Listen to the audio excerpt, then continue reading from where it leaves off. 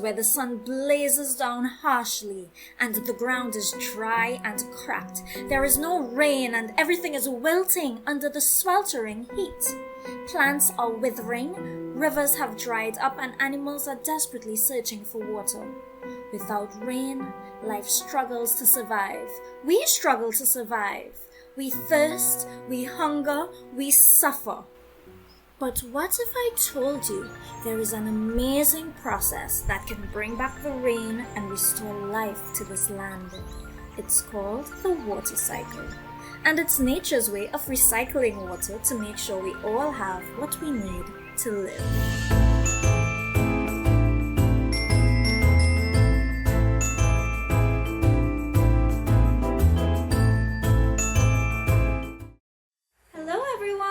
Welcome to Miss Henry's classroom. I am Miss Henry. Today, we're going on an exciting adventure to learn about something amazing and super important, the water cycle. By the end of our adventure, you will be able to understand why the water cycle is so important. You'll be able to draw and label your own water cycle and even explain how every part of it works. Are you ready? Let's dive in. First, let's talk about why the water cycle is so important. Every living thing on earth, the plants, the animals, and us humans need water to live. And we especially need water for cooking our food, for clean hygiene practices like bathing and brushing our teeth, and for, of course, drinking.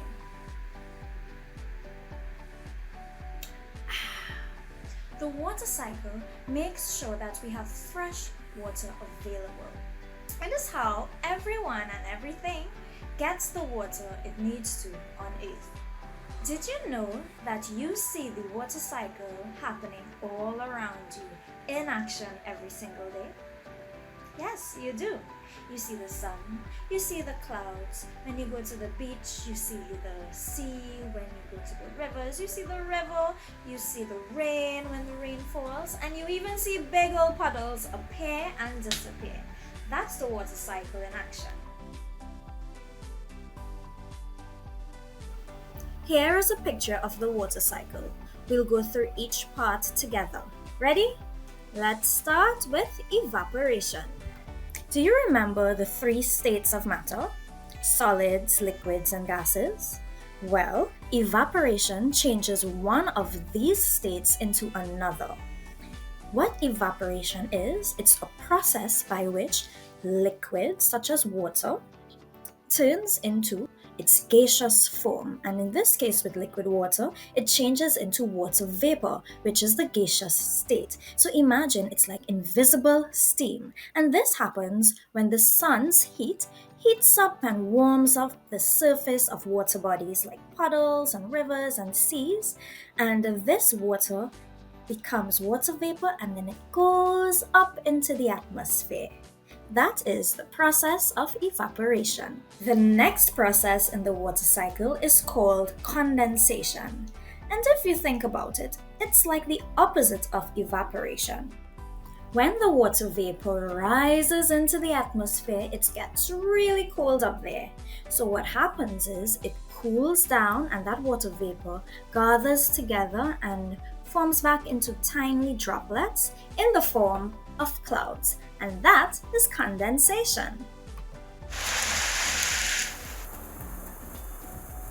The next phase in the water cycle is the most obvious part. It's when the rain falls, and this is called precipitation. Now, precipitation is the process that happens when the clouds get too heavy. The water droplets can no longer be held in the clouds, and the clouds then burst, causing the water droplets to fall back to the earth in the form of rain.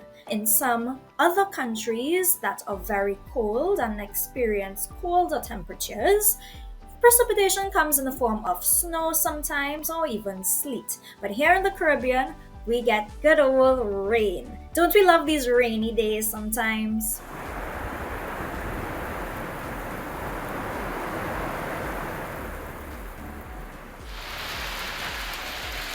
The water that returns to earth goes into the ground, back into the rivers and the seas, and makes those puddles. And here we have, once again, the water cycle starting over. It's a cycle after all, so it goes on and on and on. Back to evaporation, and the process begins again. Now we're going to draw a diagram of the water cycle showing each and every stage of this water journey around the earth. Now it's your turn to become an artist and draw your water cycle. Use the information that we just learned to help you. Grab a sheet of paper and a pencil, some color pencils, whatever you are comfortable with, or even your science book. Are you ready? All diagrams need to be drawn within a border, so use a ruler and draw a border around your sheet of paper or on the page of your copybook. Draw your body of water, such as the sea. You may choose a river or a puddle, it's up to you. We can't have a water cycle without the sun, now can we? So draw your sun. Now if you'd like, you may draw your scenery such as mountains or trees and even another body of water. Make sure you are labeling the key parts of your diagram neatly. Don't forget that. Show evaporation by drawing something that looks like steam above your water source. And of course, label that stage and phase. And also draw that upward arrow that shows that the water vapor molecules and particles are rising up into the atmosphere. Now let's draw the next stage of the water cycle. To show condensation, you're going to draw some small clouds. And remember to also label condensation above the clouds, as well as draw that water cycle arrow showing that it's the next phase or the next stage.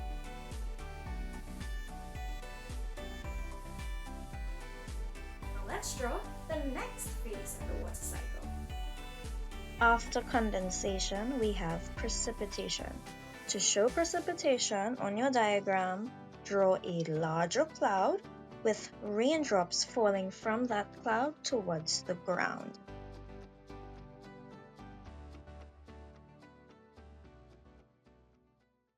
Let's draw what happens after precipitation. This is the next part of the water cycle. If you drew another body of water near the precipitation, such as a river or a puddle or a pond, just label collection right there. And some of this water actually soaks into the ground and it forms groundwater. Next, draw your curved arrows in a circle to show that this is a cycle. And finally, color and title the water cycle. Here is our final drawing. What does yours look like? Let's take a brief look at water conservation. Water is a precious resource and it is important that we all do our part to conserve it. But what does that mean? Water conservation is the practice of using water responsibly for what is needed to reduce wasting water. Although water makes up 71% of planet Earth, fresh, clean water is a very limited resource.